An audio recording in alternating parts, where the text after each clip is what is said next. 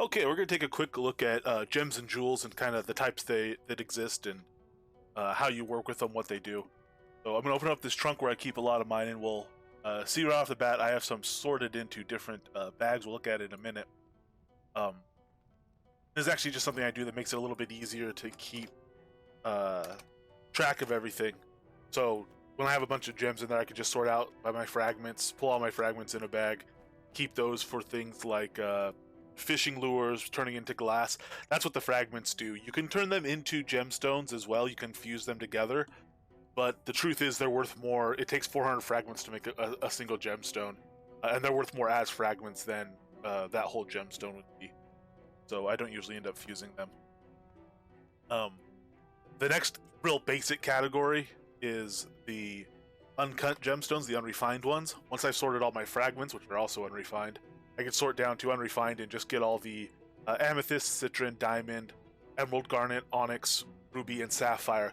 These all correspond to a specific magic school. So sapphire is water magic, ruby's fire magic, and so on. You could usually associate the color of the gem with the magic school pretty easily.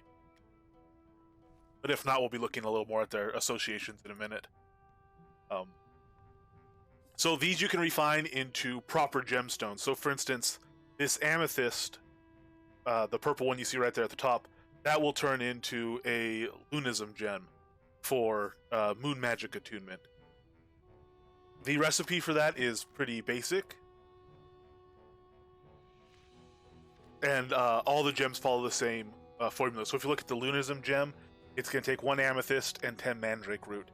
To convert a citrine into a 3rd gem, which is the air gem, it would take 1 citrine and 10 mandrake for that one.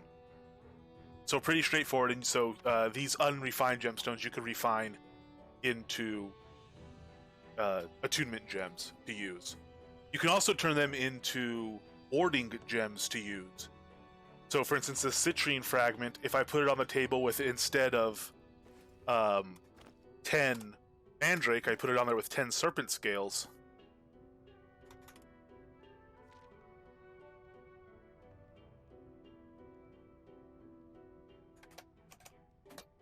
You have the recipe here. You would see it turns into a 3rd ward gem like we have here. That it has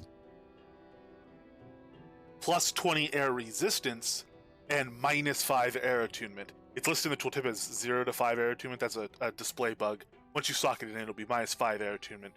So you drop some attunement and therefore lose some resistance from dropping your attunement, but you gain 20 resistance. So it's a net gain of about 17.5 resistance, I believe.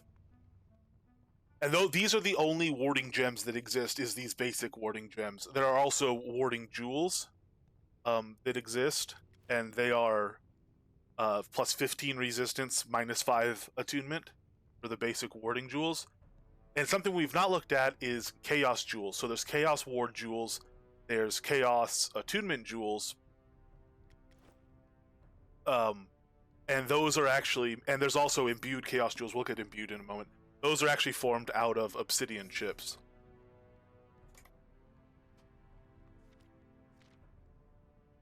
So if we take a look at the Chaos Ward Gem, for example, it's 50 obsidian chips and 10 serpent scales instead of 1 gemstone and 10 serpent scales. Because there is no gemstone to represent chaos, so you use obsidian chips.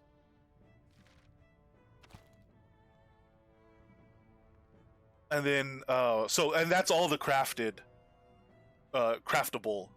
gems and jewels. You take the unrefined gemstones, you can make the basic attunement gems, you can make the basic attunement jewels, you can make attunement, you can make warding gems and warding jewels. All of those also have an imbued version for their gem and jewel version. There are no imbued warding gems and jewels. Those are the only warding pieces currently available, is the basic warding gems and the basic warding. But if we look at attunement jewels and attunement gems, you'll see instead of being like the plus 10 sun attunement on this Atonism gem, an imbued Atonism gem is going to give plus 25 sun attunement. Necromancy gem, 10 death attunement. Imbued Necromancy Gem, 25 death attunement.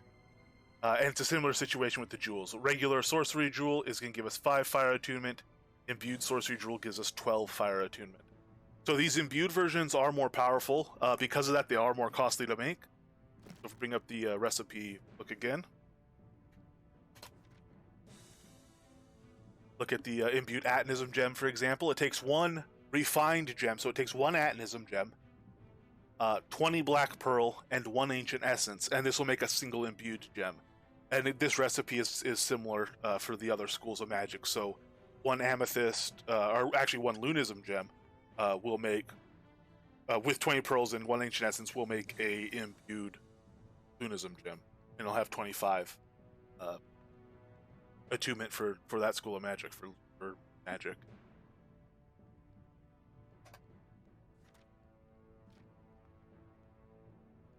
There's also Imbued Jewels. It's a similar relationship as the non-imbued versions have. You still use one Atnism Jewel. You still use 10 black. You use 10 Black Pearl instead of 20, and you use 1 Ancient Essence. And this will actually create 2 Imbued Attunement jewels.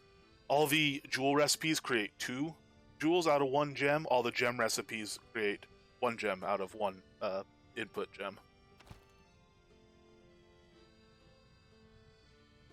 Next, we can look at the imbued non-attunement gems and non-attunement jewels. So just imbued gems and jewels. They're a little more general. These can come out of artifacts. So if you salvage a common artifact, you have a 10% chance of getting the imbued gem or jewel associated with that artifact. If you salvage an uncommon, you have a 50% chance. So that is actually your best chance per uncommon.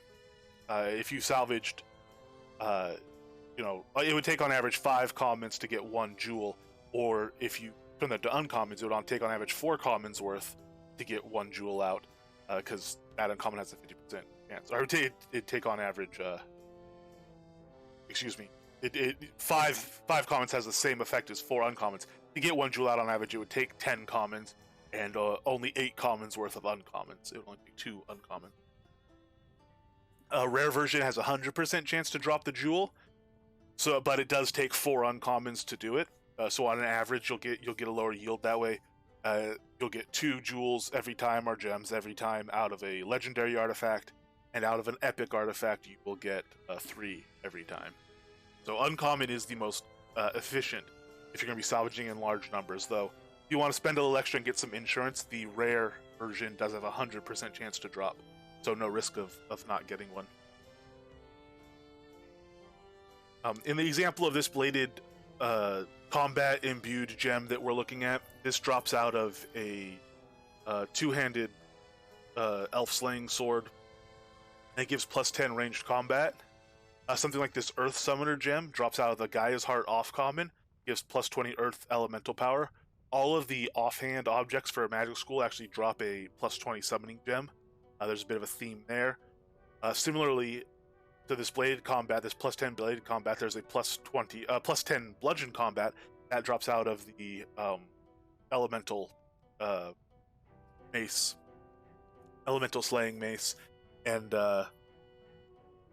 there's one for ranged combat as well. There's one for polearmed combat as well. So all of those schools have a base combat gem available. And there's a whole host of gems available with special abilities that you can put into gear to fine-tune a builder to get yourself extra power to do special things. So I'll put a link for the spreadsheet for those down in the description below, and you check that out and you can see the whole long list. And in fact, it's split over several sheets within that, so check the tabs at the bottom and look around, and you can see all the things that are out there. And it's similar in the case of the jewels. A whole lot going on there. You see this one's as +6 dexterity, so you can make a ring that has 12 or 13 dexterity on it already, and then put this in and actually bring that up to 18, 19 dexterity. Fireflies, you could put this ring in, get 15% more fireflies power out when you apply fireflies to a mob, so that could be very helpful, very powerful. There's also ones like this Master Blacksmithing Jewel. It will add +10 to your blacksmithing skill. Now, all these jewels and gems also stack, so you could use multiple pieces of gear with the same gem and jewel spread across multiple gear slots and get a whole lot of stats stacked up. So if you're looking to do that, an important question is how much stat can you stack up and what you put these in. the gems are pretty straightforward. Any artifact that could take a gem will drop a gem when it's salvaged. So weapons take gems instead of jewels, and if you salvage a artifact weapon that has a gem, check that spreadsheet to make sure it has one, it will drop as a gem and not as a jewel. If you salvage a shield, it'll drop a gem. An artifact chest pieces take gems, not jewels. They'll drop a gem. Similarly, you can only put these gems into those things: weapons, chests, shields.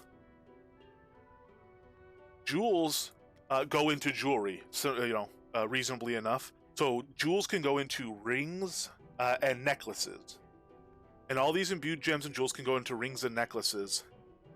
But there's some artifacts that don't take a gem or a jewel, like a belt, for instance, an artifact belt. You can't gem or jewel a belt. You can't socket a belt. You can't socket gauntlets of lead, for instance. You can't socket boots, helms. So all these artifact pieces that don't take any socket, when you salvage those will also be jewels. And you notice we actually have 35 unique jewel types here, and only 20 imbued gem types. There's just more stuff that drops jewels, and we just happen to have a larger sample of those at this time, in large part because of that. Now, I've been saying you could socket jewels into jewelry and gems into swords and chest pieces and bows and these things. But one important note is you cannot put any imbued gem or jewel into an artifact. So if you have, say, a necklace of cautious precision, you cannot add 6 dex from this dexterity jewel into it because it's an imbued jewel, and imbued jewels do not go into artifacts.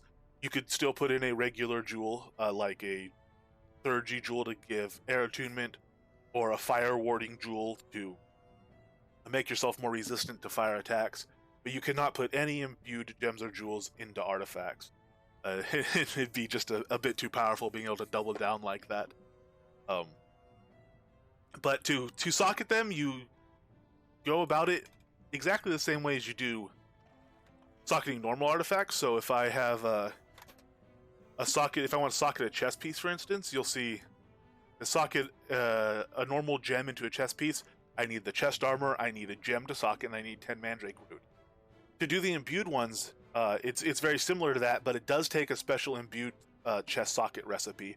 These drop in the Panopticon, mostly off the Watch Commander in the Panopticon. They do have a chance to drop off any elf in the Panopticon, just a much higher chance off the Watch Commander. And it will take a chest armor as before. It'll take an imbued gem instead of a regular gem. Instead of 10 mandrake root, it'll actually take 15 obsidian chips. So if we look at all the gem socketed recipes, you'll see chest armor, one-handed, two-handed,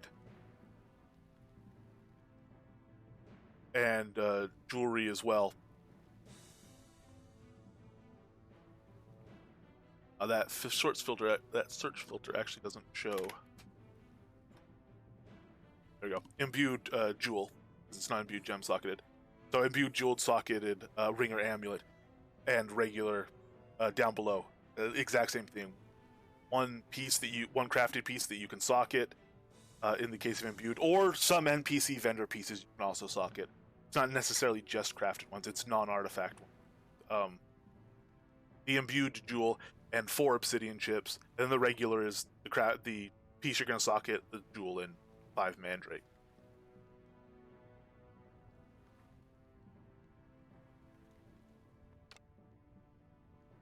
And that is the basics of the gems and jewels that are available. There's a lot of intricacies and subtleties, and very specific things you can do with these gems and jewels as it pertains to combat or making a specific set of gear for a specific fight.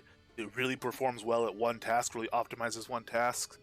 But I'm going to leave that more up to everyone out there to kind of figure it out and delve into and look at all the properties again in that sheet that's linked below, because it's a whole lot of fun to actually go through and do it and think about the builds you might make with them and what powers they might unlock. So we won't go over that here. We might look at it in some more videos because it is fun, but in the meantime, that fun is left to you guys, and hopefully this has at least been a decent amount of information to get you started. So thanks for watching and take care.